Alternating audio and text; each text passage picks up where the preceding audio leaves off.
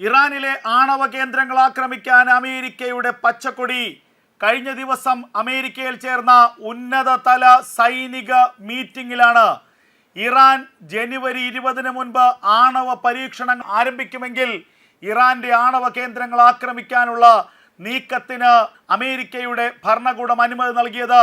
ഇതിന്റെ കൂടി തുടർച്ചയായിട്ടാണ് $8 ബില്യൺ ആയുധങ്ങൾ ഇസ്രായേലിന് കൈമാറാൻ അമേരിക്ക തീരുമാനിച്ചതെന്ന വിവരം അന്താരാഷ്ട്ര മാധ്യമങ്ങൾ പുറത്തുവിടുകയാണ്. ഇറാനിലേക്ക് ഏത് നിമിഷവും ഇസ്രായേലിൻ്റെയും അമേരിക്കയുടെയും സംയുക്ത ആക്രമണം ഉണ്ടാകാമെന്നുള്ള സൂചനകളാണ് ആക്സിയോസ് പുറത്തുവിടുന്നത്. ഇറാനെ ആക്രമിക്കാനും ഇറാന്റെ ആണവ കേന്ദ്രങ്ങൾ തകർക്കാനുമുള്ള നിർദ്ദേശം ഇസ്രായേൽ പ്രധാനമന്ത്രി ബെഞ്ചമിൻ നെതന്യാഹുവിന് ജോ ബൈഡൻ നൽകിയിരിക്കുന്നു. ഇറാന്റെ ആണവ കേന്ദ്രങ്ങൾ തകർക്കാനുള്ള നീക്കത്തിന് അമേരിക്കയുടെ പച്ചക്കൊടി എന്നുള്ള നിർണായക വാർത്തകളാണ് പുറത്തു വരുന്നത്. പശ്ചിമേഷ്യയിലെ തീവ്രവാദ പ്രവർത്തനങ്ങൾ അറുതി വരുത്തണമെങ്കിൽ ഇറാന്റെ ആണവ കേന്ദ്രങ്ങൾ ആക്രമിക്കണം, ഇറാന്റെ സായുധ കേന്ദ്രങ്ങൾ ആക്രമിച്ച് നശിപ്പിക്കണം.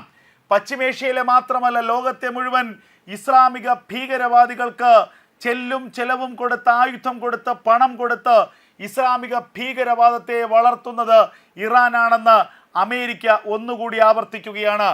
പശ്ചിമേഷ്യയിൽ നിലവിൽ നടക്കുന്ന ഇസ്രായേലിനെതിരെയുള്ള ആക്രമണങ്ങളുടെ പിന്നിൽ ഇറാനാണെന്നുള്ള കാര്യം വ്യക്തമായി കഴിഞ്ഞിരിക്കുന്നു. ഹൂതികളെ ഉപയോഗിച്ചുകൊണ്ട് ഇസ്രായേലിനെ നിരന്തരം ആക്രമിക്കുകയാണ്. നിരന്തരമായി ആക്രമിക്കുകയാണ് ഇറാൻ. ഈ സാഹചര്യത്തിലാണ് ഇറാനിലെ ആണവ കേന്ദ്രങ്ങൾ ലക്ഷ്യമിട്ടുള്ള ആക്രമണത്തിന് ഇസ്രായേൽ തയ്യാറെടുത്തത്.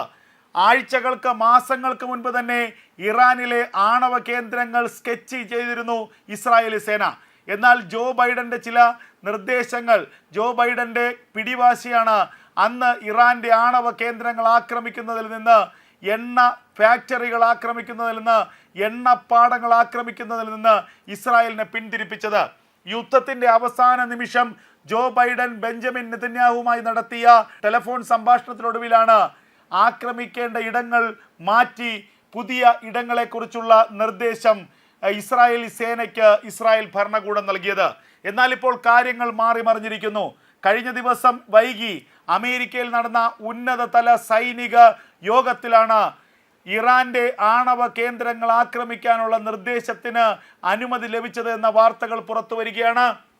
അമേരിക്ക നേരിട്ട് ആക്രമിക്കുന്നതിന് പകരം ഇസ്രായേലിന് ഇറാനിലെ ആണവ കേന്ദ്രങ്ങൾ ആക്രമിക്കാനുള്ള ഗ്രീൻ സിഗ്നൽ നൽകിക്കഴിഞ്ഞിരിക്കുന്നു എന്നുള്ള വാർത്തകൾ പുറത്തു വരികയാണ്.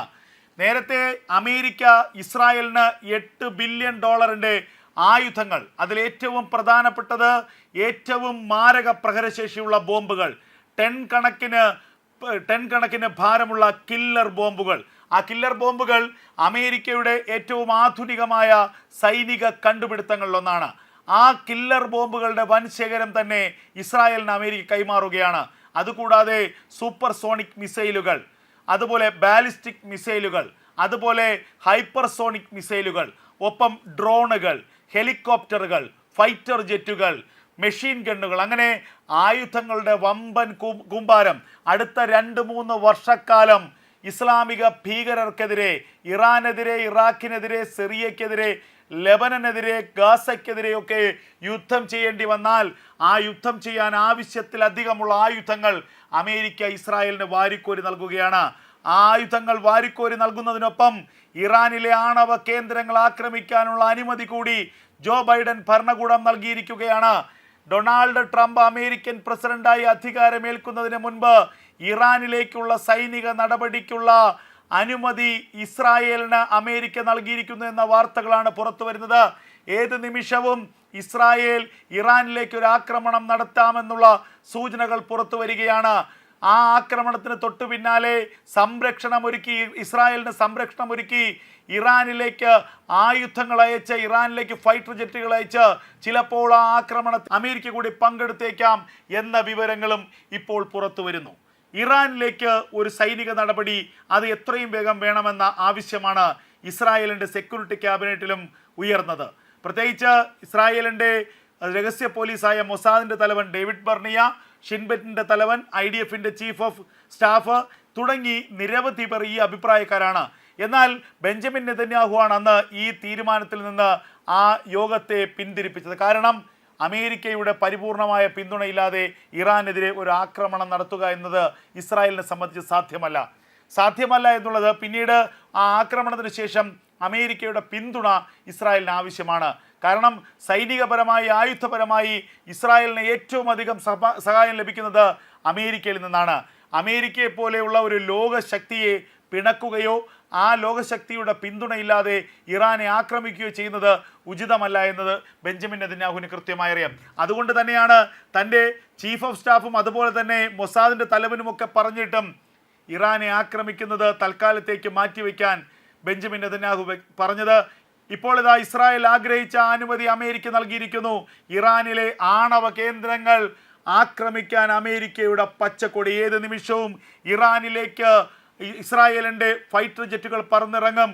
ടെഹ്റാനിലെ പ്രധാനപ്പെട്ട ആണവ കേന്ദ്രങ്ങളിലേക്ക് ബോംബിംഗ് നടക്കും. ഇറാനിലെ എണ്ണപ്പാടങ്ങൾ കത്തിക്കും. ഇറാൻ്റെ ആയുധശാലകൾ കത്തിക്കും. അങ്ങനെ ലോകത്തെ തന്നെ ഇസ്ലാമിക ഭീകരവാദത്തിൻ്റെ ഈറ്റില്ലമായ ഇറാൻ എന്നേക്കുമായി നശിക്കുന്ന കാഴ്ചകൾ അധികം വൈകാതെ കാണാൻ കഴിയുമെന്നുള്ള വിവരങ്ങളാണ് പുറത്തു വരുന്നത്.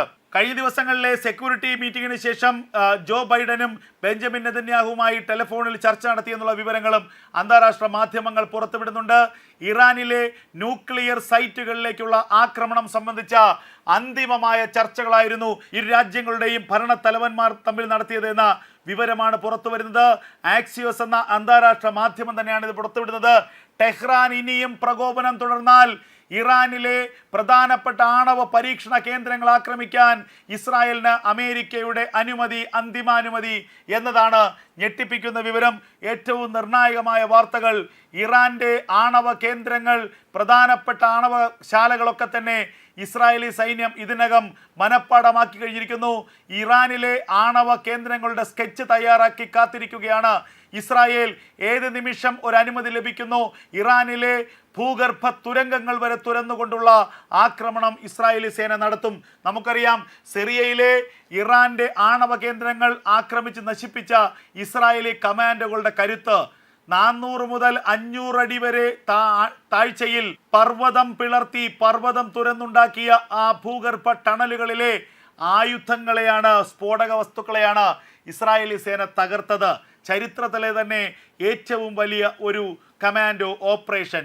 ആ ഓപ്പറേഷൻ നടത്തിയ ഇസ്രായേലിൻ്റെ ചുണക്കുട്ടികൾ എന്തിനും തയ്യാറായി ഒരു ഉത്തരവിന് കാത്തിരിക്കുകയാണ്. ആ ഉത്തരവ് വന്നാൽ ഉടൻ തന്നെ ഇറാൻ്റെ ആണവശാലകൾ കത്തും.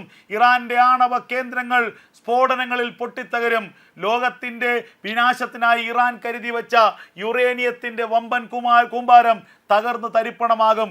ഇറാൻ മൊത്തം തകരുന്ന തരത്തിലുള്ള വമ്പൻ സ്ഫോടനം, ഭൂമി പിളർക്കുന്ന തരത്തിലുള്ള വമ്പൻ സ്ഫോടനങ്ങൾ, അത്തരത്തിൽ ഭൂമി കുലുക്കത്തിന് സമാനമായ സ്ഫോടനങ്ങൾക്കായിരിക്കും ഇറാൻ പിന്നീട് സാക്ഷ്യം വഹിക്കുക.